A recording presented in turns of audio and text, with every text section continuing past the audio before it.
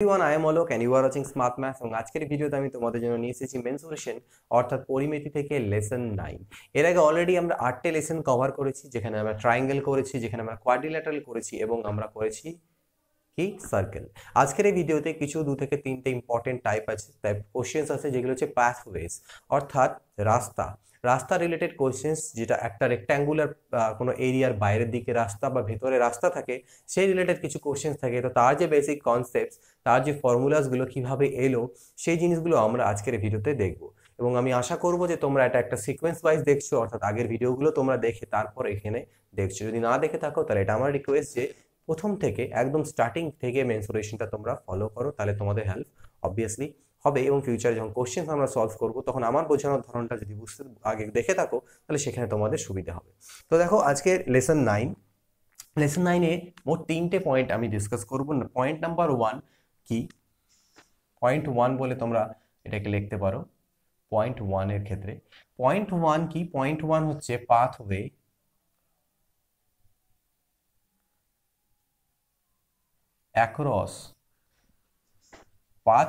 across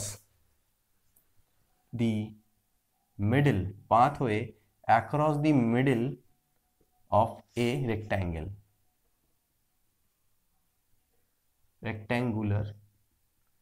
area।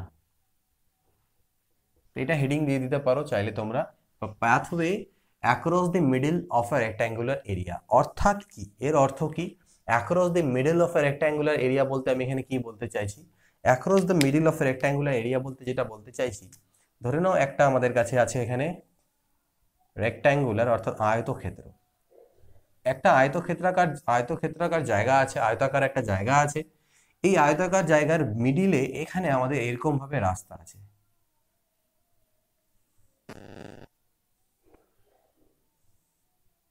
এখানে আমাদের এইরকম ভাবে যদি রাস্তা থাকে, এটাকে আমি বলছি pathway across the middle of A rectangular area. অর্থাৎ অ্যাক্রস এইভাবে একবার রাস্তা থাকে, তাহলে এটাকে বলা হচ্ছে পাথওয়ে ভিতরে।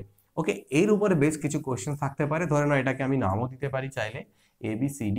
মনে করো এখান থেকে এটুকু কি দৈর্ঘ্য, এখান থেকে এ থেকে বি কি, এ থেকে বি হচ্ছে দৈর্ঘ্য, এ হচ্ছে দৈর্ঘ্য যাকে আমি এল দিয়ে অর্থাৎ লেন্থ এল দিয়ে প্রকাশ করলাম। আর এটা হচ্ছে প্রস্থ যাকে ব্রেথ বলা হয় ইংরেজিতে, তাই আমি বি দিয়ে প্রকাশ করলাম। এটা এল হলে এটাও এল, এটা বি হলে এটাও বি। আর মনে করে নাও এই যে রাস্তাটা, সেটা হচ্ছে এক্স। কত চওড়া? রাস্তাটা হচ্ছে এক্স চওড়া।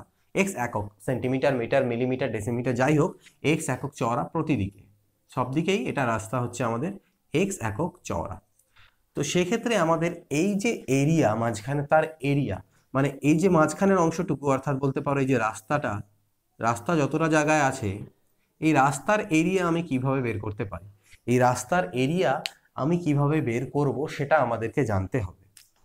তো প্রথম আমরা এরিয়া বের করব কি রাস্তার, এখান থেকে এরিয়াটাই জানবো আমরা।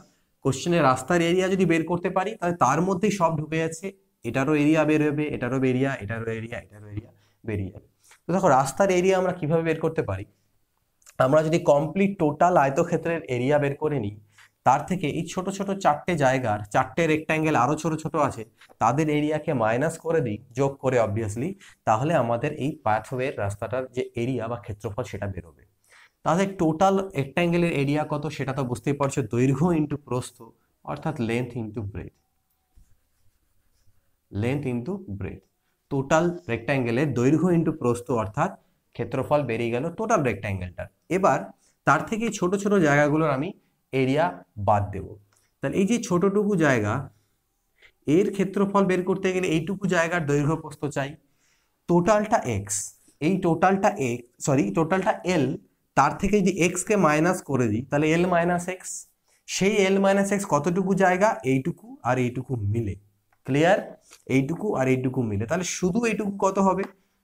যদি এইটুকুকে মাইনাস করে দিই, তাহলে এল মাইনাস এক্স, আর দুটো পার্ট, তাহলে এল মাইনাস এক্স বাই 2 হবে শুধু এইটুকুর লেন্থ। সিমিলারলি এদিকে হচ্ছে টোটালটা বি, তার থেকে এক্স কে মাইনাস করলে বি মাইনাস এক্স বাই 2 করলে এইটুকুর length B minus X by 2। বুঝতে পেরেছো? লেন্থ মাইনাস এক্স বাই 2 করলে এইটুকুর যে দৈর্ঘ্য, আর এটা হচ্ছে এইটুকুর প্রস্থ। তাহলে আমি একটা আয়তক্ষেত্রের কিন্তু ক্ষেত্রফল এবার বের করতে পারবো। সেটা কত হচ্ছে? সেটা হচ্ছে L minus X by 2 into B minus X by 2। তাহলে এটা যদি একটা আয়তক্ষেত্রের ক্ষেত্রফল হয়, এরকম চারটে আয়তক্ষেত্র আছে, তাহলে সেই চারটে আয়তক্ষেত্রের ক্ষেত্রফলের জন্য আমি 4 দিয়ে গুণ করে দিতে পারি। তাহলে এই যে 4 দিয়ে গুণ করলাম, এটা হলো এই চারটে পোর্শনের, চারটে জায়গার মোট ক্ষেত্রফল। সেটাকে আমি টোটালের থেকে যদি মাইনাস করি, তাহলে এটাই হয়ে যাবে আমার রাস্তা, area of path. Area of path, এই রাস্তার ক্ষেত্রফল হবে এটা। তাহলে দেখো এটা তো এল বি আমার ছিল, এখানে 2 2 এ 4 4 এ কাটা চলে যাবে, অর্থাৎ L minus X into B minus x.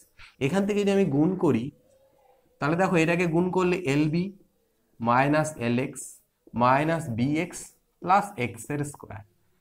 এবার যদি আমি ভাঙিয়ে দিই, তাহলে L B minus L B minus মাইনাসে প্লাস এল এক্স মাইনাস মাইনাসে plus B X and minus X এর স্কোয়ার।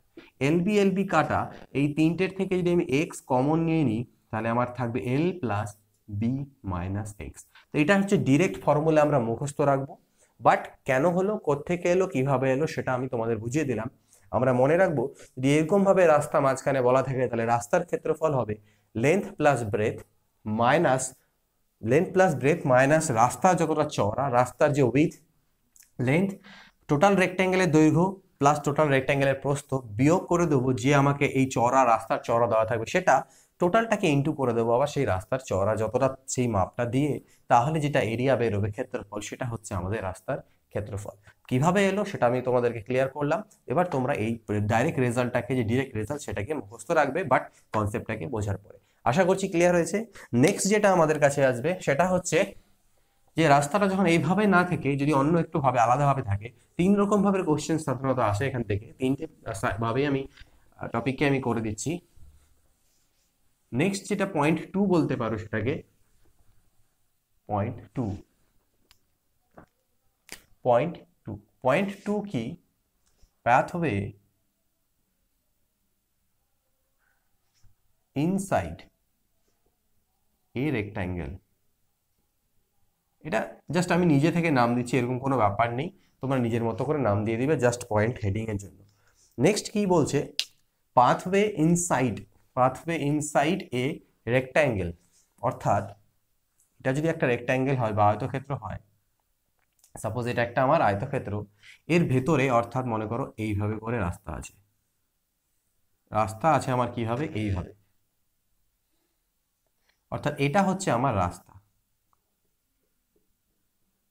এটা যদি আমার রাস্তা হয়, তাহলে কিভাবে আমরা করতে পারি, দেখো টোটাল আয়তক্ষেত্রটা লেন্থ হচ্ছে আমার এল, প্রস্থ হচ্ছে আমার বি,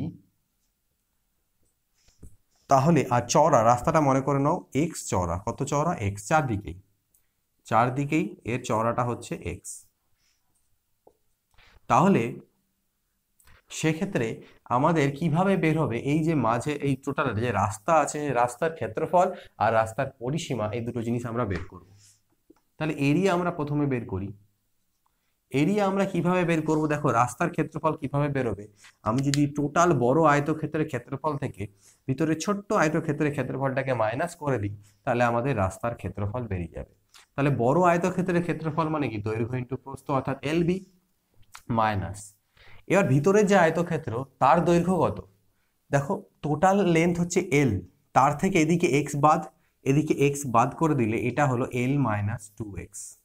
টোটাল দৈর্ঘ্য এল, তার থেকে এইটুকু অংশ অর্থাৎ এক্স, এইটুকু অংশ এক্স, মানে 2x বাদ দিলে ভেতরেরটার দৈর্ঘ্য হলো এল মাইনাস 2x। একই রকম ভাবে এটা হবে বি মাইনাস 2x। ঠিক, তাহলে এর ক্ষেত্রফল হচ্ছে L minus 2x into B minus 2x।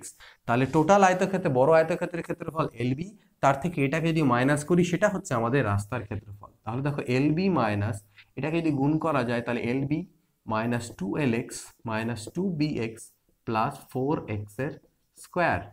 তার মানে এলবি মাইনাস এলবি মাইনাস মাইনাসে plus 2lx plus 2bx minus 4x এর স্কোয়ার। এলবি কাটা, এই দুটোর থেকে আমরা 2x কমন নিয়ে নিতে পারি। যদি 2x কমন নিয়ে নিই, তাহলে l plus B minus 2x, l plus B minus 2x। তাহলে আশা করি এটাও ক্লিয়ার হয়েছে তোমাদের কাছে, যে যদি ভেতরে আমাদের কাছে রাস্তা দেওয়া থাকে, তাহলে আমাদের আলটিমেটলি ফর্মুলাটা কি দাঁড়াচ্ছে, ফর্মুলা দাঁড়াচ্ছে কি, ওকে, ফর্মুলা দাঁড়াচ্ছে L plus B minus 2x into 2x, L plus B minus 2x into 2x, অর্থাৎ দৈর্ঘ্য প্লাস প্রস্থ মাইনাস যে আমাকে চওড়াটা দেওয়া ছিল তার ডাবল করে নিয়ে যেটা অ্যান্সার দাঁড়ালো তাকে আবার সেই চওড়া যতটা তার ডাবল দিয়ে গুণ। ক্লিয়ার? এটা তোমাদেরকে এখান থেকে দ্য ফাইনাল রেজাল্ট তোমরা এখান থেকে মনে রাখবে যে 2x into L plus B minus 2x। তো এটা গেল এরিয়া। এবার এর পেরিমিটার যদি আমাকে বা পরিসীমা যদি বলে তাহলে পরিসীমা এর আমি কিভাবে বের করব সেটাও আমরা দেখে নিই। তাহলে এর যদি পরিসীমা আমাকে এবার বের করতে বলে পেরিমিটার, তো এর পেরিমিটার কিভাবে বেরোবে দেখো। পেরিমিটার মানে কি? পরিসীমা। তো পরিসীমা মানে রাস্তার পরিসীমা মানে ভেতরের দিকের বাউন্ডারি প্লাস বাইরের দিকের বাউন্ডারি। তো ভেতরের দিক বাইরের দিকের বাউন্ডারি মানে কি? বড় যে রেক্ট্যাঙ্গেল তার পরিসীমা, আর ভেতরের দিকে মানে ছোট রেক্ট্যাঙ্গেলের পরিসীমার সমষ্টি। আর পরিসীমা মানে আমরা জানি রে আয়তক্ষেত্রে আমরা করে নিয়েছি 2 ইন্টু দৈর্ঘ্য প্লাস প্রস্থ। তাহলে 2 ইন্টু এল প্লাস বি, এটা হলো বাইরের দিকের বাউন্ডারি অর্থাৎ পরিসীমা, প্লাস ভেতরেরটা কি হয়ে যাবে? তাহলে ভেতরে হবে 2 ইন্টু এর দৈর্ঘ্য কত? এর দৈর্ঘ্য এল মাইনাস 2x, তার সাথে যোগ হয়ে যাবে প্রস্থ বি মাইনাস 2x। তাহলে এখান থেকে দেখো এটা তো 2 ইন্টু এল প্লাস বি, এখানেও দেখো এল প্লাস বি তো আছেই, মাইনাস হচ্ছে 4x। তাহলে আমি 2 ইন্টু এল প্লাস বি এখান থেকে সেপারেট করে দিলাম, অর্থাৎ 2 into L plus B plus 2 into L plus B minus 8x। ঠিক? তাহলে এই দুটো যোগ হয়ে 4 into L plus B minus 8x। এখান থেকে আমি 4 কমন নিতে পারি, তাহলে এল প্লাস বি মাইনাস 2x। তো এটা আমাদের হয়ে যাবে কি? পরিসীমা।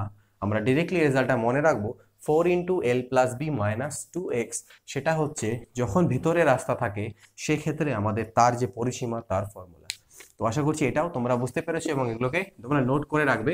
শুধু ফর্মুলাটাকে নোট করো না, ফর্মুলার সাথে কিভাবে এলো সেটাকে নোট করো। তোমরা দেখবে ম্যাক্সিমাম বুকস সব বুকস নয় কিন্তু বেশিরভাগ বইগুলো দেখবে যেগুলোতে সেখানে কিন্তু কিভাবে এলো সবসময় ডেরাইভ করা থাকে না, থাকে প্রচুর বই থাকে বাট অনেক বই ডেরাইভ করা থাকে না। এবার আমরা আগে থেকে জানি না কোন বই ডেরাইভ করা আছে কি নেই, বের করা আছে কি নেই, সে আমরা বুঝতে পারি না, আমরা পুরোপুরি মুখস্থ করে নিই।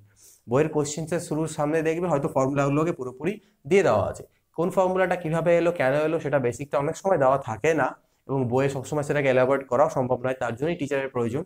তো আশা করছি আমি চেষ্টা করছি যতটা সম্ভব সেগুলো তোমাদেরকে এলাবোরেট করে দেওয়ার, বুঝিয়ে দেওয়ার, যাতে তোমরা বইও দেখলে পরে এখন তোমরা বুঝতে পারো যে কেন সেটা হচ্ছে এবং মাথায় আমাদের বেশি সেটা স্টোর হবে। তো এটা গেল নেক্সট পয়েন্ট, এবং এরপরে আমরা 3 নম্বর পয়েন্ট দেখব।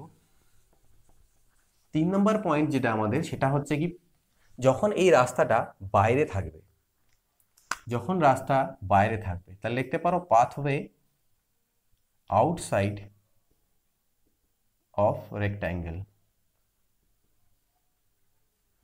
পাথওয়ে আউটসাইড অফ রেক্ট্যাঙ্গেল অর্থাৎ যখন রেক্ট্যাঙ্গেলের, যখন কোনো একটা আয়তক্ষেত্রের, এটা একটা আয়তক্ষেত্র তার বাইরের দিকে রাস্তা থাকবে, যখন কোনো একটা আয়তক্ষেত্রের রাস্তাটা থাকবে বাইরের দিকে, অর্থাৎ আমাদের যে গিভেন আয়তক্ষেত্র সেটা হচ্ছে এটা, অর্থাৎ এর দৈর্ঘ্য আমাকে এল এবং এর প্রস্থ আমাকে বি দেওয়া আছে, আর বলা আছে এই যে রাস্তাটা সেটা এক্স চওড়া, এক্স ইউনিট চওড়া।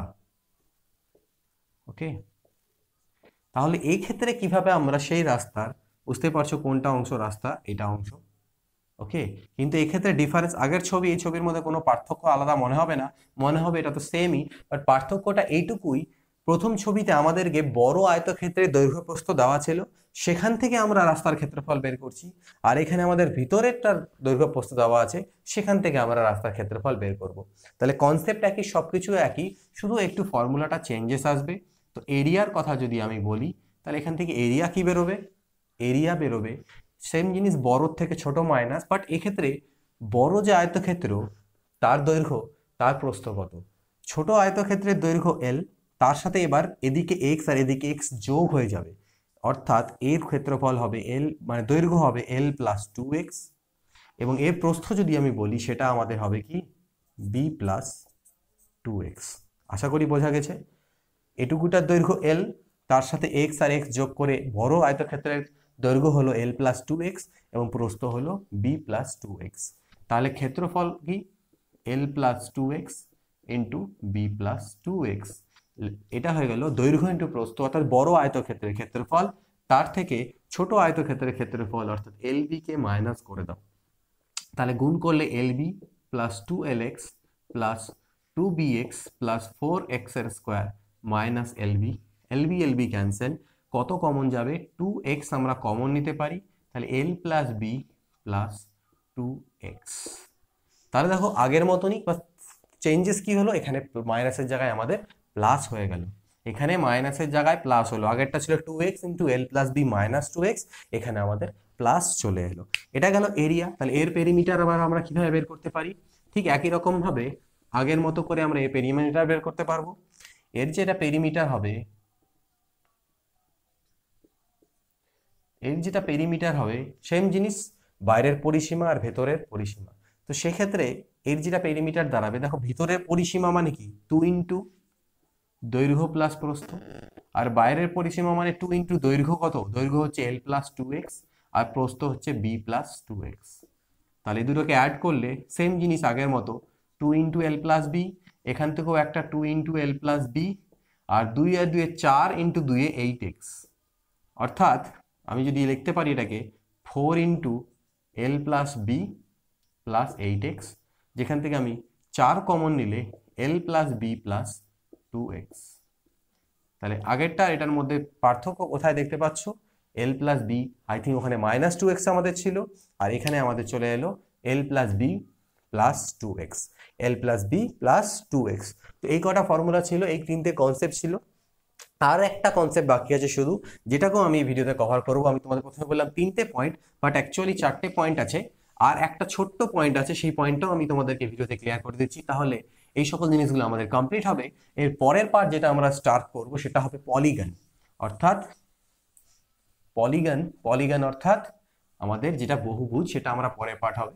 তো এই পার্টে আর একটা ছোট্ট পয়েন্ট আছে যেটা আমি ডিসকাস করতে চাই, তো সেই পয়েন্টটা তোমরা একটু দেখে নাও। পয়েন্ট 4, এটা হচ্ছে রুম,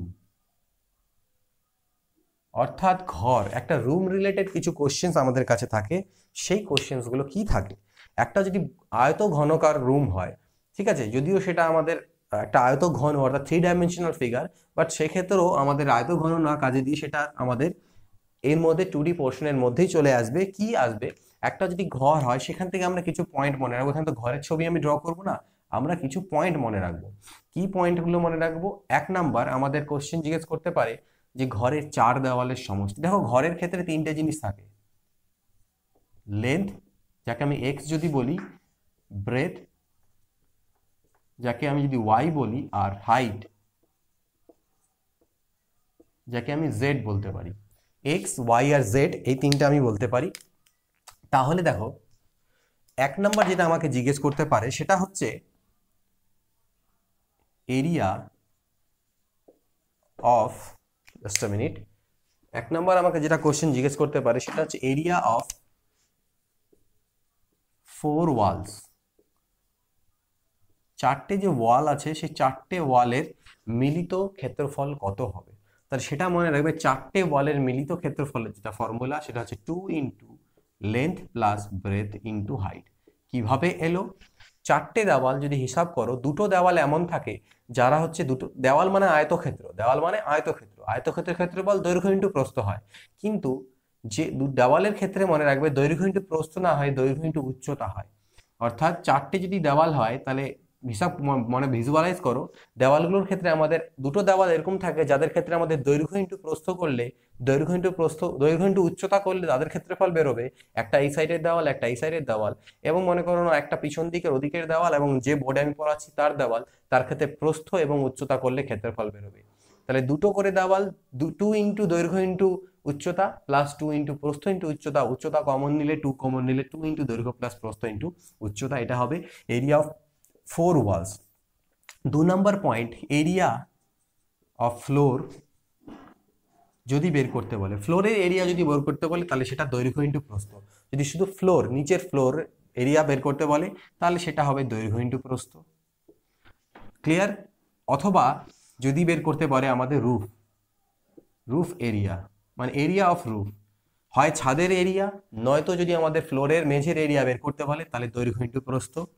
3 নাম্বার পয়েন্ট যেটা, সেটা আমাদেরকে বের করতে পারে কমপ্লিট এরিয়া, অর্থাৎ roof plus 4 walls plus floor. যদি এই সবগুলো এরিয়া মানে মোট 6টা তল যদি হচ্ছে একটা ঘরের সবগুলো এরিয়া বের করতে বলে, তাহলে দেখো কি হবে, এইর সাথে তোমার টোটাল দাঁড়াবে 2 ইন্টু দৈর্ঘ্য ইন্টু প্রস্থ প্লাস প্রস্থ ইন্টু উচ্চতা প্লাস দৈর্ঘ্য ইন্টু উচ্চতা। এটা করলে পরে আমাদের বেরিয়ে যাবে টোটাল যে ঘরের 4 দেওয়াল প্লাস রুফ প্লাস ফ্লোরের টোটাল ক্ষেত্রফল। তো আশা করছি এই 3টে পয়েন্ট তোমরা ক্লিয়ার হয়েছো। এখান থেকে আরো ভেঙে অনেক কিছু চেঞ্জ করা যেতে পারে, হয়তো 2টো দেওয়াল একটা রুফ বলুক, যাই বলুক না কেন, জাস্ট মাথায় রাখতে হবে ফ্লোর এবং অর্থাৎ মেঝে এবং ছাদের ক্ষেত্রফলের সময় দৈর্ঘ্য ইন্টু প্রস্থ হবে। 2টো দেওয়াল যেগুলো লম্বা দেওয়াল তাদের ক্ষেত্রে দৈর্ঘ্য ইন্টু উচ্চতা হবে, এবং যেগুলো ছোট দেওয়াল তাদের ক্ষেত্রে প্রস্থ ইন্টু উচ্চতা করলে আমাদের তাদের ক্ষেত্রফল বেরোবে। ওকে, তো আশা করছি এই কথা বুঝতে পেরেছো, কারণ এখান থেকে কিছু কোশ্চেন থাকবে যেখানে আমাদের এরকম দেওয়া থাকবে একটা রুমের 4 দেওয়ালের এরিয়া, যা দেওয়ালের মধ্যে আবার জানলা দরজা আছে যেগুলোকে বাদ দিতে হবে তার এরিয়া, এই ধরনের কোশ্চেন থাকে, সেখানে এই কনসেপ্টটা কাজে লাগবে, তাই আমি এটাও তোমাদের বুঝিয়ে দিলাম। তো আজকের ভিতরে মোট 4টে পয়েন্ট আমি তোমাদের সামনে রাখলাম, যেগুলো হচ্ছে পাথওয়েজ এবং একটা রুমের কনসেপ্ট। এখান থেকে যে সকল কোশ্চেন যে সকল ফর্মুলাস থাকে সেগুলো তোমাদেরকে যতটা সম্ভব বোঝানোর চেষ্টা করলাম। আশা করছি আমি আমার পুরোটা তোমাদেরকে ডেলিভার করতে পেরেছি এবং তোমরা সেগুলো বুঝতে পেরেছো। যদি বুঝে থাকো তাহলে অবভিয়াসলি জানিও, কোথাও কোনো রকম অসুবিধা হলে, যদি কোনো রকম মনে হচ্ছে এই জায়গাটা একটু অসুবিধা হচ্ছে সেটা জানাতে পারো, আমি চেষ্টা করবো পরবর্তী ভিডিওগুলোয় সেই জায়গাগুলোকে মডিফাই করে নেওয়ার নিজেকে। তো এই ভিডিও দেখার জন্য অসংখ্য ধন্যবাদ, কেমন লাগলো জানাতে ভুলবে না। ওকে, এরপরে আমরা স্টার্ট করবো পলিগনের উপর আই থিঙ্ক 1 থেকে 2টো ভিডিও আমাদের আর হবে। আর পলিগন আছে, এটা আমাদের কত নাম্বার ভিডিও, এটা আমাদের হলো 9 নাম্বার, অর্থাৎ আরো 2টো ভিডিও আমাদের সামনে থাকবে যেখানে আমরা 2টো ভিডিওতে পলিগন সম্পর্কে জানবো। ওকে, পলিগন, রেগুলার, হেক্সাগন, এই সকল কনসেপ্টগুলো আমরা পুরো কমপ্লিট জানবো, যে সকল ফর্মুলাসগুলো আছে কিভাবে এলো সেগুলো জিনিস তোমাদের সামনে আমি রাখবো। তাহলে আমাদের কমপ্লিট হবে মেন সলিউশন, তারপর আমরা কোশ্চেন্সে যাবো এবং প্রচুর কোশ্চেন্স আমরা সলভ করবো যাতে মেন সলিউশন থেকে তোমাদের আর কোনো প্রবলেম না থাকে। ভিডিও দেখার জন্য অসংখ্য ধন্যবাদ, নেক্সট ভিডিও দেখা হবে। Good bye, take care, always keep practising.